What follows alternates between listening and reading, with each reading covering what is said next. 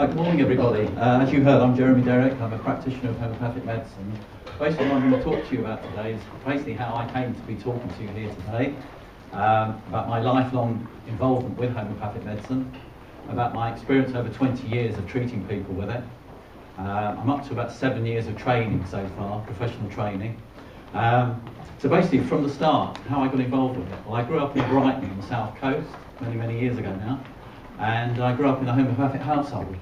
My dad was a consulting electrical engineer, and he discovered homeopathic medicine before the last war, I think in the 1930s, when nobody had really heard of it. Used it himself, and I grew up with it, and as a child you sort of think that's normal. I realised when I got to school I was a little bit different. And I continued to use it over the years. And it's probably, as I say, in the last 20 years that I got professionally qualified in it through a college in Dudley in the West Midlands. I did a 3-year course for what is a licentiate, which is equivalent to a degree in homeopathic medicine, and of course it's ongoing study ever since. I've done various things over the years. I mean, I haven't always been a practitioner, and it's given me a whole sort of view of life, if you like. I've worked in retail, I've had my own businesses, I lived in London for a number of years. And all the time I was sort of studying homeopathy and using it myself, and maybe a few sort of guinea pig friends I would use it on, even animals sometimes, pets and that sort of thing. But I realised that if I wanted to do it properly I had to go and get the qualifications to appear serious, basically. And it was actually in one of my jobs, I used to work for Boots the chemist in the town here, which was very useful because I learned a lot about the sort of pharmacological side of medicine through that, which has been very useful in future years. Did it, as I say, a 3-year course, and then graduated from the college there, and then gradually sort of built up my practice. I sort of ran it alongside my jobs for a number of years, did weekends, bank holidays, that sort of thing. When I left Boots after many years, I actually joined a herbal shop in the town called the Herbarium. Some of you may know it, on the Wild Cop. I was manager there for quite a number of years, again running practice alongside that. And then eventually, about 4 years ago, I took the plunge and went full-time self-employed practitioner. Probably the best thing I've ever done. And I knew I was going to do this. I knew from a young age that I would eventually do it as a career. But it was a matter of timing, really. I think if I'd started it many years ago, it probably wouldn't have been as successful as it is for me now. But it's something I'm very passionate in, which hopefully comes across. And it's something that I will do probably till I keel over, I think, basically. As long as I'm sort of compos mentis to actually do the thing, I will do it. Because I love it so much, and hopefully I've helped a lot of people over the years. So basically that's my sort of background. In terms of homeopathy, I'm the first to admit, is a difficult term to get sort of your tongue round. Like many things in medicine, it comes from the Greek. And if you break it down literally, it's 2 words. It's homeos pathos, which means like treats like, in sort of literal translation. If you put it in Latin, it's similibus, similibi, currenti. And again, it means like treats like. Its founder was a man called Dr. Samuel Hahnemann, who was a German physician. He lived between 1755 and 1843, which was a fantastic lifespan for that time of life. I like to think it was the little pills that kept him alive so long. But he practiced throughout Europe, mainly in Germany, and towards the end of his life in Paris. And most of the crowned heads of Europe, etc., at that time came to see him as patients, so he was widely respected. And basically he got disillusioned with medicine as it was then. He thought that it was killing more people than it was actually saving. And he thought maybe there's another way to do this. And he was very brave, actually. I mean, he started practicing, trying various remedies on himself, trying them in different doses. Sometimes he came very close to death himself by taking too much of something. But he realised that if he started diluting these things down, they actually had a curative effect on the problem that they caused. And that's very much the basis of our materia medica, if you like, our list of remedies. I mean, to give you a simple example of like treating like, we have a remedy in the homeopathic materia medica called allium cepa, which again is red onion in translation. Now, it's no secret that if you cut an onion up or whatever, what tends to happen? Your eyes stream, your nose runs, etc. Sort of similar symptoms to a cold or hay fever or something like that. So what do we use that particular remedy for? Those type of symptoms, like symptoms. It's almost, if something's like something, then chances are it will be the remedy that's needed for that particular problem. But more of that later. But that's pretty much the basis of how we operate. In terms of where the remedies come from, we use a lot of plants. Plants and herbs form probably 90% of our materia medica. We do use some things from animals, etc. But I want to stress the fact that we've never killed any animals to make homeopathic medicines. We've never tested on animals and never will do. And so we were a green medicine long before it became fashionable. Probably 200 years ago we were green. So there's nothing new in that respect. But some of the medicines we use are poisons in their crude form. But because we use them in a very diluted form, they become non-toxic, non-addictive, no side effects, etc. Somebody's phone. And as a result of that, they're very, very safe. I mean, to give you an example, if not that I recommend it, but if you swallow a particular bottle of remedies, not that you should do that, the worst that would probably happen is you may be sick or something like that, but certainly would not cause a life-threatening problem. Very different in terms of something like a painkiller or something. So it's very, very safe. I mean, I had somebody ring me recently, and I get quite a lot of children brought to me as patients, and the mother rang me and said a little boy had climbed up the bureau, as they tend to do when they're sort of toddlers, got hold of the envelope with the remedy in and swallowed the whole lot, you know, and she was really worried what to do. Do I call an ambulance, whatever? I said, well, just keep an eye on him, and I said, I'm sure he'll be fine. We just observe him. I said, I'll ring you back in half an hour, see how things are. Rang back, she said, yeah, he's fine, he's out playing, no problem, you know. I said, great. I said, obviously I don't recommend him swallowing the whole lot at one go, but it does happen, you know. I said, obviously watch your medicine cabinet in the bathroom or kitchen, because that could be a different story. But that proves that, you know, how safe they are. So in terms of the consultation with homeopathy, which is a really important thing, and that's half going towards solving a case really. And how that works, I mean, I operate from home in Shrewsbury on Bicton Heath. I do home visits when people can't get to me, but mainly from home, mostly because I've got my library there, all my medicines, etc., all my testing facilities, etc. So it suits me to do it that way. Also, it keeps the cost down, because I try and make what I do affordable to people, because I want people to come and see me, because, you know, it's no good making it expensive because people won't come and see you. So it's got to be value for money, basically, and that's what I'm able to do. People come to me. Normally the people that come to me have already been through conventional medicine. They've had scans, they've had blood tests, x-rays, been prodded and poked in all sorts of places, and often they come, conventional medicine can't particularly help them with their problem. There isn't anything they can prescribe, or surgery is not applicable, or whatever. So they come to me sort of sometimes as a last resort. It's like, you know, I've been through all this, can you help me? And that's sometimes very difficult, because, you know, sometimes somebody will come to you and it's a bit too late to actually effect a change or something. But sometimes you can get in earlier, you've got more chance of doing it. But, you know, each case is different, and you have to assess it at the time. Also people come that are already on a lot of existing medication. I mean, to give you an idea now, I think most people in this country, once you get over about 60 years of age, you're on at least 6, maybe more than that, sort of conventional drugs a day. So it's a big area, and some people are on a lot more than that. I mean, I had one guy recently come to me, he was on 28 drugs a day. So it's pretty much what he wasn't on rather than what he was on. So as you can imagine, the first thing he said to me was, I feel terrible. And I said, well, I'm not really surprised, you know. He said, can you help me? And I thought, my God, you know, this is the sort of case you dread, because we're always told at college, the more drugs somebody's on, the more difficult it can make things, you know. It acts as a sort of blocking mechanism. And I thought, well, we'll try, you know. Started prescribing, and he started actually feeling better. So I thought, well, if I can do it with somebody on 28 drugs, what can I do on somebody that's on a lot less, you know? And it really sort of actually was a real eye-opener for me as much as anything else. And one thing with my background, as I said, with Boots, and I've worked for another pharmacy firm, it's actually enabled me to understand the drugs, what you can do with them, what you can't do with them, etc. So if you come to me, I'm not one of these practitioners that say, you know, throw all your medicines away, you know, homeopathy is the answer. I don't do that. I'm very pragmatic. I work with it. If it could, all possible, if somebody's able to reduce their medication, then fine. And often we try and do that with the agreement of their GP. But, you know, in most cases I work alongside it. I don't worry about it.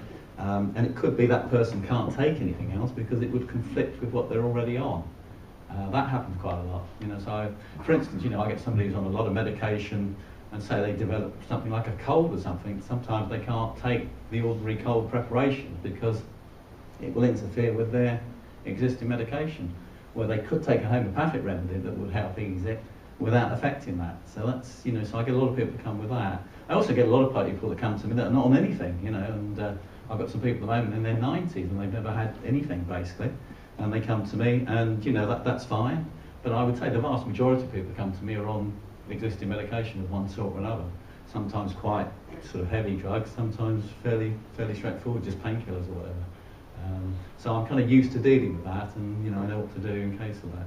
But I always stress that, because I know in the past there's been unscrupulous practitioners that people have been to, and the first thing they've said is, stop taking this, stop injecting your insulin, or something crazy like that. That you never hear from me. You know, I'm serious about it. Even if something's a life-threatening problem for someone, it's the last thing you want to touch, to be honest. So you've got to be realistic. And also, if people come to me and I think that they need a scan or they need blood tests, I'd be the first to say, go and get it. You know, go for your doctor, get more tests, because the more information I have, the better. Because you know, someday you can come to you with something and you may not realise how serious a condition it is. So you need that sort of support on it. And at the end of the day, you know, that system's there for you to use. Obviously, sometimes you go through all that, and like we've said, you know, it doesn't show up anything, or they're not quite sure what is actually wrong with you. Then you have to go in on, you know, my normal approach, which is to ask lots of questions, find out where did something start. That's always a big thing with us. Two things that run through homeopathy is treat the patient, not the disease. So it's very much holistic medicine. I call it personalised medicine, because you're treating the person. So one of the things that attracts me to homeopathy is the fact that it treats you as an individual. I love that fact. I hate this idea of us all being on a conveyor belt kind of thing. You know, I think we're all individual. All these individuals, our fingerprints. So hence, why not be treated like that? So I think in that respect, it's very, very good.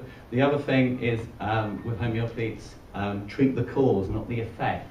So that's going back to where something happened. So often, if somebody comes to me and says, I've never been well since I hit my head, or I fell over on the ice, or I had the flu, or something, a stressful event, they lost their job, they lost their partner, they lost a pet, you know, these sort of things can have major effects on your health. So the minute I hear that, it's kind of, my ears prick up, and that makes me go down a particular route in terms of treating them. And if I get that right, it can often make a huge thing. And the beauty with homeopathy is if you get it wrong, and when you start treating something that's not there, the body kind of ignores it. So, it doesn't get any better, but it doesn't get any worse. And that's another key point. I would say, you know, if you come to me, you leave the same. You know, if it doesn't make it any better, it's certainly not going to make it any worse. I would say over the board, though, I probably get about 70-80% success rate. So there's always a 20% that, for whatever reason, you can't do, and sometimes that's because people come too late in the process to get your help. But generally speaking, I get a fairly high success rate. And a lot of that's down to the consultation. As I say, with that, people come to me. The first appointment with me is probably a good hour, which is probably unheard of. I mean, probably most of you, if you've been to GPs these days, you're lucky if you get about 5-10 minutes at most, something like that. You know, with me, you get the hour. And the reason for that is I have to ask you a lot of questions. As I say, I try and find out about you, what makes you tick, your lifestyle, where did the illness stem from, obviously taking into account if you're taking any medicines, etc., and all that sort of thing. And from that, I then base a prescription, as I say, on like treating like. I find a remedy that has similar symptoms to the symptoms that you're telling me about. And that sounds nice and easy. It doesn't bear in mind about 5,000 remedies. So I have to have a pretty good knowledge of those remedies. And obviously you don't use that many in normal practice, but they are available for you if you need to. But you know, and you keep it simple, you'll ask things, and sometimes you don't get everything the first time you see something. I get lots of people, the second time I see them, will say to me, oh, I didn't tell you about this. And I think, you know, and the minute I hear that, I think, oh, this could really open us up. And then when they tell me something, I think, wow, if I'd known that, I would have gone down a particularly different route. But, you know, that's how it is. Not everybody, you know, when the people first come to you, they don't know me from Adam. I don't know them. You know, you've got to get people's confidences, you know. And when you know more about that, you can do a lot more to help them. The good news is I prescribe the remedies there and then on the day. I've got a massive pharmacy at home. God knows how many remedies I've got. Stock taking is very interesting, I can tell you. And I give the remedy on the day, so you don't have to go to the chemist and get a prescription and all the rest of it. You get it there and then. basically, I follow up on people. It depends what I'm treating with. If it's something very serious, it'll be fairly quickly. If it's something more chronic that they've had a long time, it might be monthly, something like that. People come back and say, well, this is better, or that's better, or this about the same, or whatever. We look at it. Again, you get the time you need. I don't sit there with an egg time or something. You know, it's half an hour, it's half an hour, it's an hour, it's an hour. I get a lot of doctors say to me, I'd kill for the time that you have with people, you know. I normally say to them, I'd kill for the money you earn. Certainly since the 2004 contract, that's another story, you know. But I will say to people, I don't do homeopathy for money, because basically there isn't a lot of money in homeopathy, because the nature of the beast with homeopathy is that it's a fairly cheap medicine. If you look around the world, the countries that have really embraced homeopathy, the real powerhouse for homeopathy in the world is India, where it's huge. The last recorded thing, there was 100 million people in India use homeopathy as their first choice medicine. They just opened a university in Jagpur, which is just for training homeopathic doctors. They just had an international congress in Delhi, I think it was. And it was opened by the Indian Prime Minister, saying how he embraced homeopathy into an integrated health system in India. Can you imagine that in this country? Hopefully one day, hopefully in my lifetime, but I'm not so sure, you know. But, you know, and it comes to think, well, how come India's embraced this so much? I mean, they've been into it for hundreds of years. I mean, we talked about earlier that Harlem had discovered homeopathy, if you like, sort of 200 years ago. There was actually evidence they found in the hieroglyphics in some of the pyramids in Egypt, mention of, not homeopathy, because it wouldn't have been coined then, but like treats like. So they were talking about it even then, you know, 4,000 years ago. So how far does it go back, you know? So there's nothing new under the sun, really. I think as time's gone on, we've just modified it, and, you know, as I say, Hahnemann gave it a name, etc. But it goes back a long way. So chances are India was using it to some extent that long ago as well.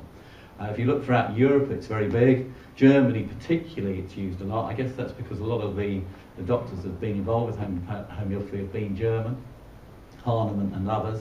And in Germany, their doctors have to study homeopathy 2 years mandatory as part of their training. So if you go to a German doctor, they tend to say to you, what do you want? Do you want conventional, do you want homeopathy, or do you want a bit of both? Which is fantastic. So all these systems around there, it's, you know, homeopathy is not a minority sport anymore. I mean, there's something like 500 million people in the world use it, so we can't all be wrong. You know, I think the image of homeopathy probably 20 years or 30 years ago, that we were all sort of cranks and we were tree-hugging hippies that did it, and we didn't really have a clue, and nobody really used it because it was a bit sort of spooky and that sort of thing. That can't be right. You know, 500 million people across the world can't be wrong, I don't think, you know, and it's growing and growing. It's one of there's a recent thing about what are the most used healthcare systems in the world, and there was herbal medicine, homeopathy, and conventional medicine. Herbal medicine came out number 1 across the world, this is. Number 2 was homeopathy, and number 3 was conventional medicine. That's it, that's for the whole world. So it gives you an idea that, you know, we tend to think in the West that conventional medicine is all there is, all there's ever has been. And that is not the case. Throughout the world, they still rely very much on traditional remedies, be it homeopathic or herbal. So it's a huge movement, and you know, it's something I'm very privileged to be part of. So I think it's lost that kind of, you know, hippie kind of image that maybe it once had. You know, people will come to me and they seem to say, I expect you to have a beard and a caftan. I say, I only have that at weekend. But, you know, and that's how, you know, people expect, I suppose because the media's portrayed this image of sort of being sort of a bit wacky and, you know, not taking it seriously and just dabbling in it and this sort of thing. And that's not the case. We're professional. I say I've done 7 years professional training to do this. I'm up with the doctors now. I can't call myself a doctor, and I wouldn't want to. But, you know, I'm professionally trained. I know what I'm doing. I'm not a hippie or whatever, you know, not there's anything against hippies, but, you know, that's not me. As I say, I grew up, my dad was a professional engineer, you know, and it always struck me as a kid. I thought, well, hang on, he's an engineer, and we're always told homeopathy isn't scientific. Why is he involved with homeopathy? Why has he written books on it? Why is he part of the London Homeopathic Hospitals Management Committee, etc.? You know, there's got to be something in this. You know, he was a very clever man. And I thought, wow, you know, that's good enough for me. And that's really why I've stuck with it. An interesting anecdote, actually, from those times. When I was a kid, we lived in Brighton, but my dad's office was up in London. And in the summer holidays, I used to go up. And, the pretext was to do a bit of file and that sort of thing, to earn a bit of pocket money. And he used to have people come and visit him in his office, and one lady that used to come in, I always remember, she was probably in her 70s then, she used to always wear black, and she came in and she'd have a chat with him, and I wasn't privy to their chats, etc. I often said to my dad, who's that lady that comes to see, you know? And he said, well, that's Dr. Marjorie Blackie, she's the Queen's homeopathic doctor. And I thought, wow, you know, that's not bad. And I said, does the Queen have a homeopathic doctor? He said, well, yeah, that's her, you know. And I mean, the Queen has a lot of doctors, I should imagine, but the royal family generally have been into homeopathy since about George V's time, so it's quite a long time now. And they do have a homeopathic physician. She has one now, Dr. Peter Fisher. He's the sort of top guy at the London Homeopathic Hospital now. He's her homeopathic physician, but in that time, it was this Dr. Marjorie Blackie. And interestingly, I've got some of her books at home on my shelves now. Obviously, as a kid, you don't realise who these people are. But, you know, I was kind of in awe of her, really, you know. But apparently she used to come to my dad and have a chat over sort of a bacon sandwich over what to give the Queen. So my dad always said to me, by default, I've been treating the Queen.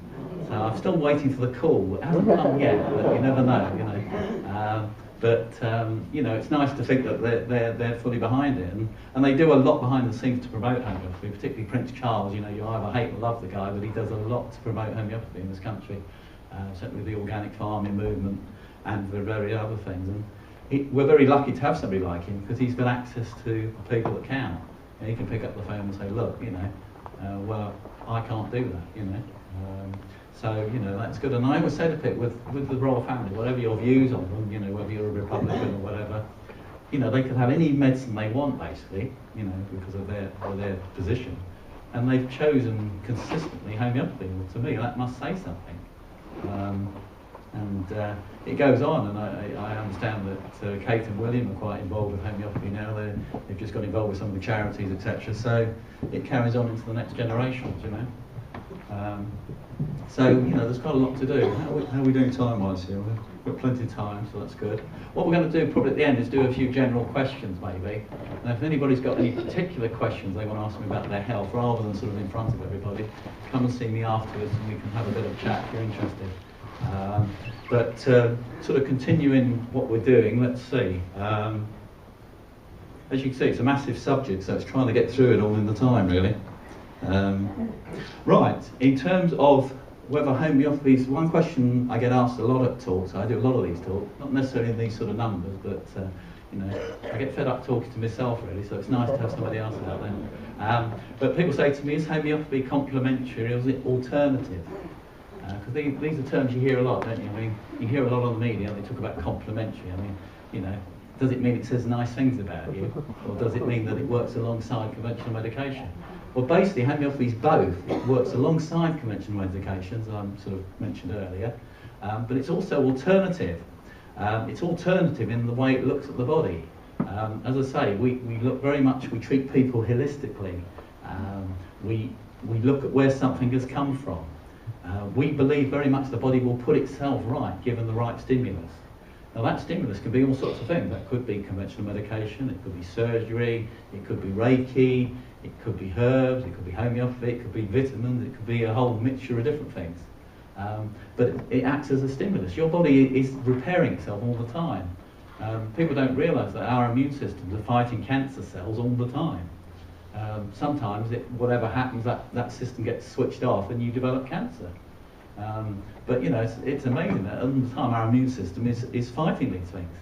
I remember my dad saying to me when I was a child that he did a lot of study, and he wrote about the human immune system, which is a massive area. I mean, we've only scratched the surface of what we understand by it. But he said to me, and I always remember it, he said that the immune system, the human body, has memories of the disease that our ancestors had. It's got memories of the diseases we're fighting now, and it's also got the facilities to fight the disease that are coming in the future. You know, what design is that? I mean, it's incredible. That immune system can go wrong, and that's where we don't understand sometimes why it goes wrong. Why do some people get cancer and other people don't? You know, but you know. That immune system, you've got to work with it. It's an incredibly powerful thing, and that's what homeopathy does. That's not to say that homeopathy can cure cancer, because you wouldn't say something like that. But anything that helps stimulate the immune system obviously is beneficial to helping that person. I mean, I get quite a few people that have been through cancer treatment, had surgery, radiation, chemotherapy, sometimes a mixture of all three. And often they come to me to actually help them through the treatment, help them with the side effects, help keep them up mentally, that sort of thing. And I've done that successfully on a number of occasions. You know, obviously you hope to treat people long before they get into that stage, but sometimes, unfortunately, that's what happens. And you can do a lot. And you do it safely. And as I say, that's where it becomes complementary again, because you're working alongside the drugs or whatever it might be. So, you know, it is a mixture of both. But I do stress the complementary thing, and what I would like to see, I would like to see a much more integrated approach in our health system generally, so that, you know, because at the end of the day, it's doing the best for the patient, and be that conventional or complementary, then why not have both? As I say, a lot of countries already have that. Germany tend to use it quite a lot, even in France, certainly in India. So why can't we have it here, you know? And I think it will happen. I think, you know, people power will be the thing that governs this. You know, in this country alone now, I think there's something like 8 million people now who use homeopathy to some extent, be it they buy the remedies, go and see somebody like me, etc. But, you know, that's a big chunk of the population, and it's growing year on year. I think homeopathy throughout the world is growing by about 20%, so it's a massive thing. So it's here now, whether people like it or not. I think there'll always be people that will be sceptical of it because for various reasons.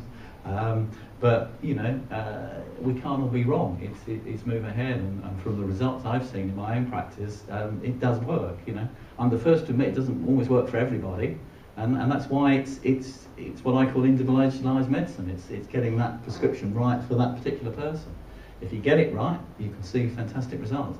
If you get it wrong, okay, you don't do any harm, but they don't necessarily get any better, you know. So it's down very much to your skill as a practitioner and how effective you are, I suppose.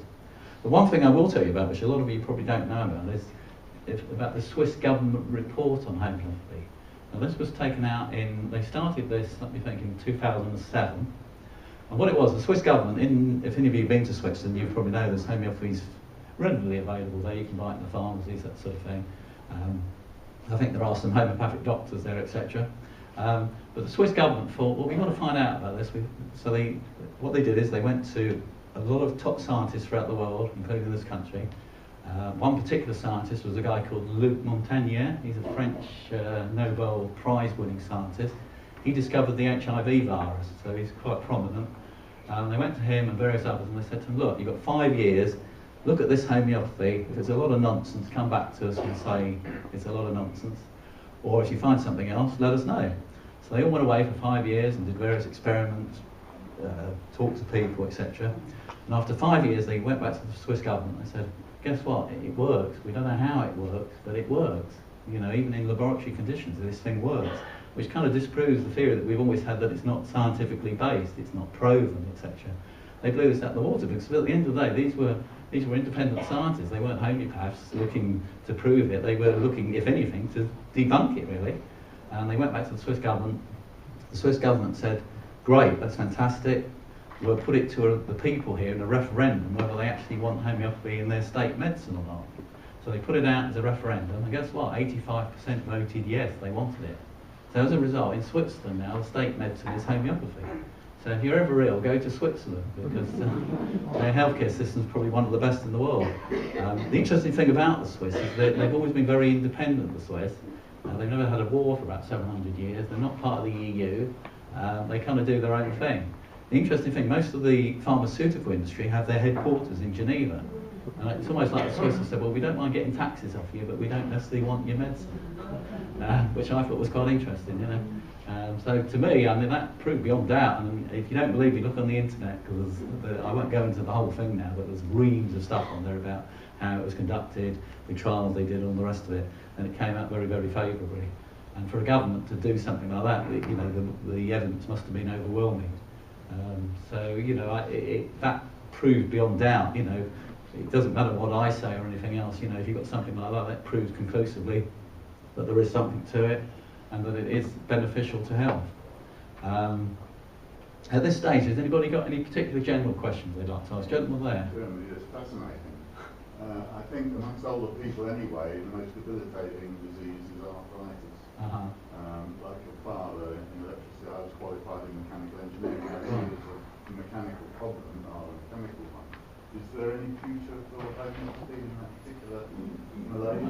good question. I mean, it's such a big...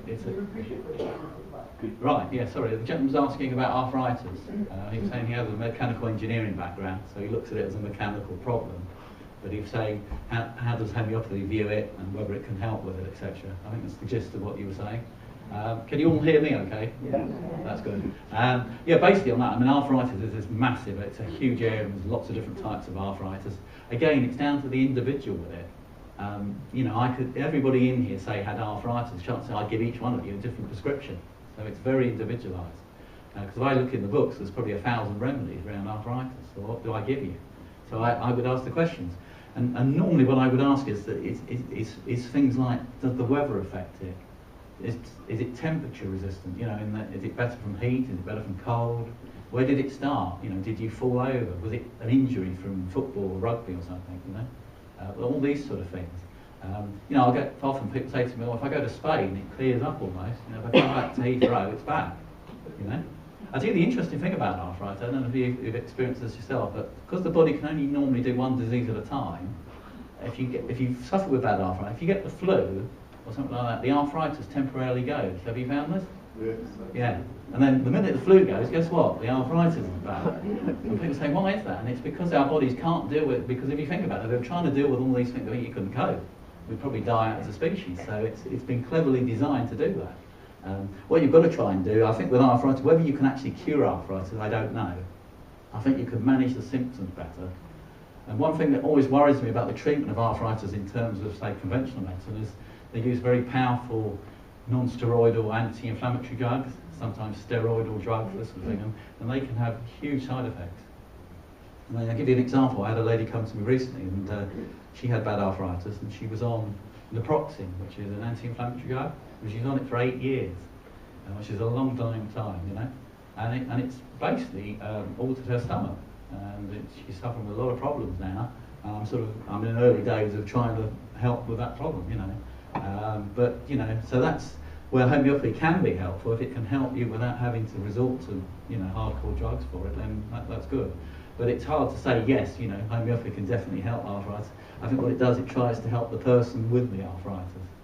I hope that answers your question anyway. Anybody else got anything? Lady up there.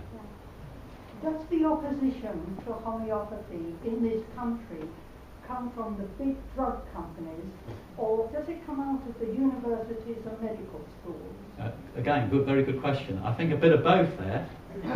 I'll tell you how I'll answer that. I get approached by a number of different bodies for people to sit in with me to see what I do. And I got approached by Cambridge University. A couple of what they tend to do there now is with their medical students. They like them to go out in the community and sit in with registered practitioners, be it in homeopathy and in other disciplines. And these two guys approached me and they said, could we come and sit in with you? Because we want to see how homeopathy works on a ground level, if you like. So I said, yeah, that's fine. I welcomed it, you know. So they came to see me, and we sat in, and they said to me, what is your views on doctors and medicine and everything, you know? And I said I've got a lot of respect for the medical profession. I said, where I have the problem, I said, I think you're too in bed with the big pharma companies. I said, you've become basically pill pushers. You've lost a lot of your diagnostic techniques that you used to have. And they were nodding their heads. They said, we agree with you. But we said, the problem is, how do we get out of that? You know, big pharma pay for our training, they pay for our holidays, they do this, they do that, you know, they control the whole kabam now, you know, and this is the problem. And that to me is not good medicine, you know. And that's the problem I have. It's not the doctors themselves. I think it's that tight sort of system they're working in. And a lot of, you know, I've been to talks with, there's been practicing doctors there, and they've said to me, I actually agree with you, but I don't know how to alter that. You know, I'm dared to put my head above the trench because I know I'll get shot. You know, there's been a lot of doctors in medicine, as you know, there's been high-profile cases where they've dared to speak out about something, and what's happened? They've been shunned. Some of them had to flee the country. I mean, it's a nightmare basically. All because they question something. You know, well, that surely is healthy, isn't it? You know, don't we all question things, don't we? You know.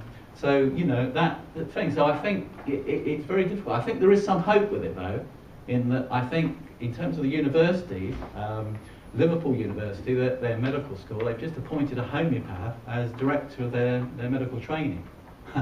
So that's kind of an unusual thing. So, you know, it's not all doom and gloom by any means. But I think unless we can somehow get a sort of break between the pharmaceutical side and the medical side, I'm not sure that will ever change that much. One question I do get asked a lot, they always say to me, if homeopathy is so good, why doesn't Big Pharma get involved with it? And I'll tell you the reason for that is because there's no money in it. Because one of the things with drugs, I mean, without boring you to death, with drugs, drugs are sort of basically synthesised in laboratories. So they might start off as a natural product. I mean, give you an example, aspirin. Aspirin started off many years ago as willow bark. But the thing is, with things like natural products, willow bark or whatever it be, you can't patent them. You can't. Who owns the patent to willow bark? You know, is it God? Is it who is it? You can't do it. So as a result, there's no money in it because if you can't patent it, you can't make the money. But if you create a new drug in the laboratory and you get the go ahead on it and the tests and everything, and then they say right, you can sell it, you can get a patent for 10 years to sell it worldwide. So you can make a lot of money theoretically. And that's what's happened, and that's where medicine kind of drifted apart. You know, I think in the early 1920s when pharmaceuticals became more online, if you like, things like homeopathy and other things were sort of left on one side, and pharmacy was grabbed, you know, and sort of this is the new wonder drug and everything else. It's a bit like the antibiotics, isn't it? You know, when antibiotics came along, everyone thought, wow, this is fantastic, and you know, and undoubtedly they saved lives. But we're actually seeing a point now where antibiotics are actually starting to be a problem. They've stopped working. You know, there's a lot of resistant disease now to antibiotics. Now again, I was told as a kid by my dad, he said, within your lifetime, the antibiotics won't work. I always remember that. That was 40 years ago, you know, and it's come true. I mean, I'm seeing it now. There's been a lot of programs on the TV about it. People don't realise quite how serious it is. But one thing from my point of view is I've got books at home by Victorian homeopaths that were treating infectious diseases, infections, long before antibiotics were ever thought of, and doing it successfully.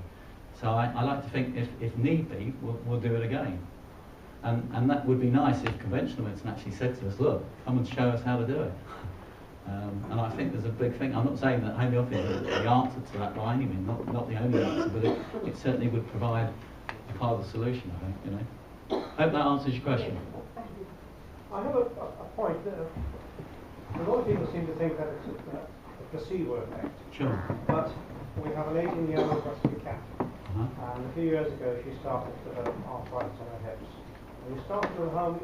The vet gave us non-sterile stuff to put straight into her mouth, and she was found safe on that. And she said, put it on the food, and she wouldn't touch the food. So we went on to herbal medicine, and she got a little bit better on that. And just her hips started to go back down here about 6 months ago. We're now on a homeopathic pillule. It's about a millimetre across. Yeah. With one of those in her food 3 times a day. And I won't say she's like a spring chicken, but she's actually running around quite well now for an 18-year-old cat. Right. And she jumps up on our lap quite happily.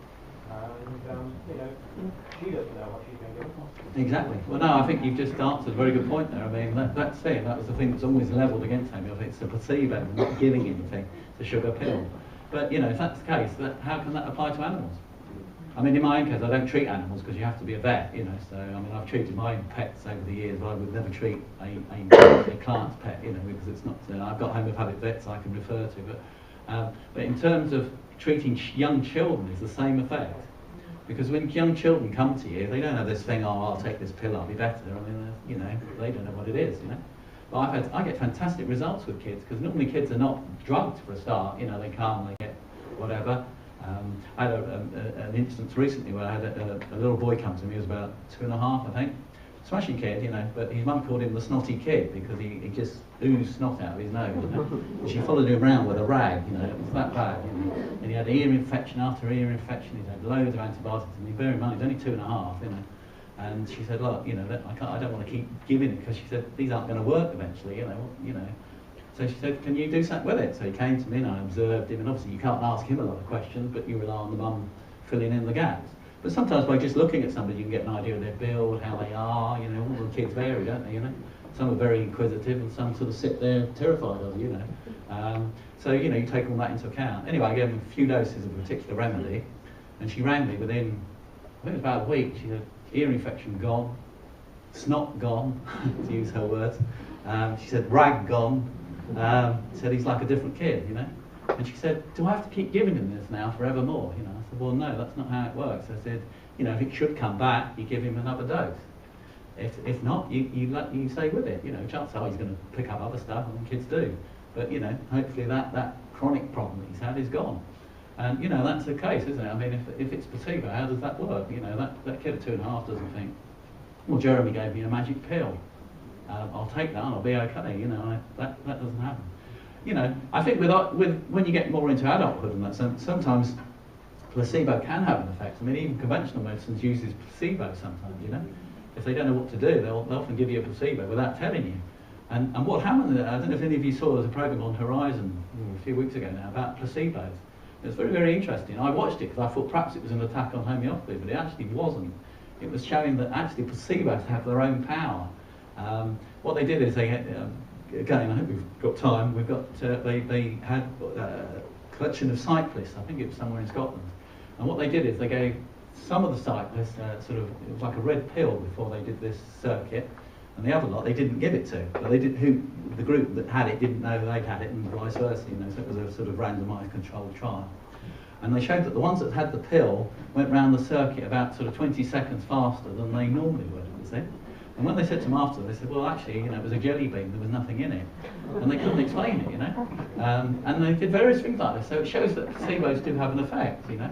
And whether that's a good or a bad thing, who knows? But anyway, that was the thing. And the whole programme was looking into this. There was even cases where people had gone in for surgery and not had the surgery. And then came out afterwards and said, oh, I'm free of pain. And they hadn't done anything, you know. And they said, how can this be? And what they think maybe happened is it tricks your brain into actually producing pain-relieving chemicals. And okay, how long does that last for? You know, normally with a placebo you would get the effect, but it would probably be short-lived. If you're very lucky, it might be a bit longer-lived, but usually short-lived. And when they've done trials in laboratories with homeopathy and placebos, what they normally find is, yes, the placebos have a certain effect, but the homeopathic effect is greater and lasts longer. So, you know, that again proves that, you know, that there is something beyond placebo with it. I'm the first to admit I can't say 100% to you how it actually works. All I can say is from experience of it, seeing it before my eyes, I know it works, and I experienced it all my life. You know, I've used it all my life, and it's worked for me. You know, I always say to people, you know, whatever your view on it, come and try it, you know, because a lot of people that are sort of supposedly anti-homeopathy have never tried it. You know, they just sort of think, oh, well, it's a lot of nonsense. You know, come and try it, and you might be pleasantly surprised. You know, I hope that answers your question there. We may have time for a couple more. It's about 1:30, I think we're okay. I'll probably get pulled out in a minute. Lady there, I think, yeah. Homeopathy help mental disorders like Alzheimer's and dementia. Oh, good question. I had a feeling that might come up. And to be honest with you, I don't get many people come to me with those sort of problems, which is unfortunate. I mean, there's certainly... Sorry. The lady's saying, can homeopathy help with mental problems like Alzheimer's and dementia, that sort of thing? Sorry, I didn't know you couldn't hear, sort of thing. Well, yes, in theory, yes. I mean, we certainly have medicines around particular mental problems, etc. But as I was saying, a lot of people don't tend to come to me with that, you know, because a lot of people are probably undiagnosed, so they don't know they do it in the first place. And the people that are diagnosed are probably already on maybe medication for it of some type or other, whether it helps or not.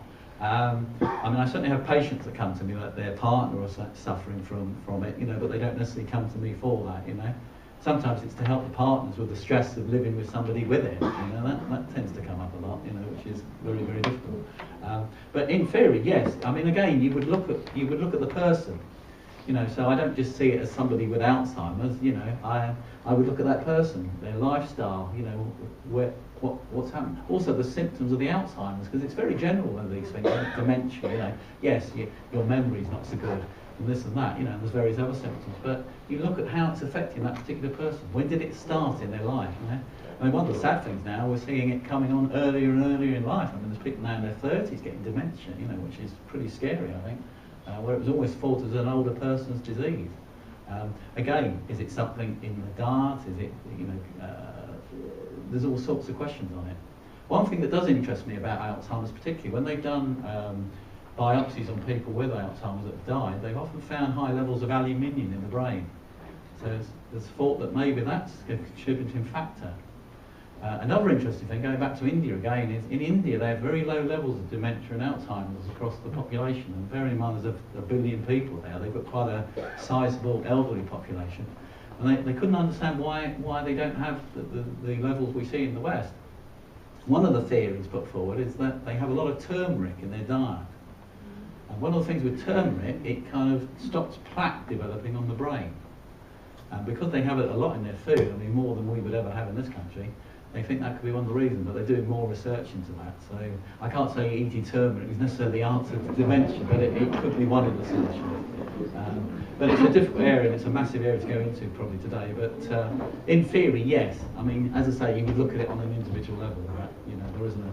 Unfortunately, if there was a magic pill that would sort it out, Christ, you know, I'd give it to people free. You know, but I don't think there is. You know. I'd like to ask, because I imagine there's a number of people here who suffer from diabetes, right, where you have to have conventional medicine with it. How would that work in a complementary way with homeopathy? Probably depends on the type of diabetes, type 1 or type 2. If you're on type 1, you're on insulin injection, so obviously you would leave that alone, you wouldn't touch that. But where homeopathy can even help with type 1 is for some of the other problems you get with the diabetes. Problems with your circulation, eye problems, concurrent infections, all these sort of things. That's where homeopathy would be very, very good. You get people type 2 that are on tablets for diabetes. You would give them things maybe to help their blood sugar, so it could be they could maybe reduce their medication to some extent. Again, you would try and do that in conjunction with GP if that's what they want, you know, because obviously some of the tablets can carry quite hefty side effects, you know, and if somebody's suffering with a particular thing and it's coming from that particular medication, you would want to give them something to maybe help even it out. And I do that. I do have diabetics that come to me and we are able to help. I had a lady recently, she developed quite a bad, well, I suppose for want of a better word, an ulcer really on her shin. And they're always a nightmare, those things, because once you get them, they're very, very hard to clear up. And she was having district nurses coming in all the time, dressing it, etc., had antibiotics, not really getting anywhere with it. And I gave her some medicine, and within 2 weeks it started to heal up, which is fantastic really. She's what, 92? And her circulation is good, you know, because that's when we checked out. And even I'm impressed, and you know, and I was only asked, I was asked by her daughter to go and see her for something else, and she just mentioned to me about this ulcer. And the minute I saw the ulcer, I thought, oh God, you know. But I thought, well, let's give it a go. You've got nothing to lose, you know. And we tried it, and it has helped. So I think what you're doing, you're treating some of the effects you get around the diabetes, really. I hope that answers your question, lady there. Out of all the hundreds of remedies that you have at your disposal, how do you decide, you know, which one for that person? It must be extremely difficult. Right. You try lots before you get the right one. Well, it's experience probably is the only answer to that. But again, it's taking a good case. You know, it's listening to your symptoms, as I say, where it came from, what makes it better, what makes it worse, all those sort of things. I take that into account, and with my knowledge of the remedies, I match a remedy that you know. And okay, yes, sometimes you get it wrong, but you know, most times I get it right. And I always say to people, the more truthful you are to me, the more I can hopefully get it right, you know. And that sometimes takes a bit of time, you know. But you know, I review things. I mean, it's not a case of hit and miss, you know. I mean, like, you know, if somebody comes to me and had something for say 20 years, you're not going to clear it up in a week, you know. That's just not the reality. And you know, people with allergies, you know, like allergies to egg and that. Yeah, I mean, that's the whole thing. I mean, part of my other training is as an allergy therapist, so I didn't talk about that today because that's another massive area. I mean, we could do another hour on that easy, you know. But yes, I mean, I do testing for allergies, and if I find that, you know, I find a particular allergy, if you can cut it out, obviously you cut it out. But if it's something like egg or wheat or something that's difficult, I can desensitise using homeopathic remedies to do it. So that's another thing, you know. And interestingly enough, conventional medicine is actually getting into that now. They're calling it immunotherapy, and they offer it in hospitals. But the difference is they inject you. They're using it for hay fever, I think, mainly, and they inject you with pollens, basically, which is almost homeopathy, but it isn't, you know. But they call it immunotherapy. They have to do it in hospital because they inject you, and they inject you with too much, it can cause a big problem. And the doses they give are huge compared to what we give. But they're getting there. It's starting to happen, you know. It's a little bit like vaccination. Vaccination is almost where homeopathy and conventional medicine meet in a way, but the difference is, again, it's injecting And the idea is that it injects into your body and your immune system produces antibodies to a particular disease, you know. The problems is with it now is they put a lot of diseases in one and inject them all in, and we're not really happy with that because, as I said, the body can only deal with one disease at a time, so shoving them all in sometimes can be problematic. But that principle of sort of putting the disease in a small amount is almost homeopathic. So we're not that far away, but you know, I think one day we'll probably meet somewhere, you know, but it takes time with these things, you know. Maybe not in my lifetime, but you know, it will carry on. I think we've probably... No, we're fine. I just wanted to know if there were any more general questions. Yes, just please. one question. Right. I just think it's generated a lot of interest in homeopathy and the spectrum of ailments you can look at. We haven't got any literature, as far as I can see, on how to contact you. Well, yeah, I was going to come on to that. My apologies. I've got some cards out on the table out there. Anybody else, they can come down and have a chat with me in a few minutes if you want to. I've got some more cards here. I have got a website, which is the Shrewsbury Homeopathy, which is nice and easy. I'm very lucky. If you go on Google, I come up #1 on there at the moment. So eternally grateful to my web lady. Because as you probably know with Google, if you're not in the first 6 on there, forget it. You know, it's, everybody never goes on page 2. You know, but I come up #1. So if you tap in homeopathy or allergy for Shropshire, you'll get me, and you'll see me. And there's videos of me talking like this on there and all the rest of it. So you get me from that, and that's got my contact details. Certainly, you can have a card. So yeah, I'm accessible. Thank you very much. Managing symptoms, I think, appeals to us all very much. So, first of all, I'd like to thank you very much indeed, and then I'd like to have another word in a minute, Rowan. So thank you.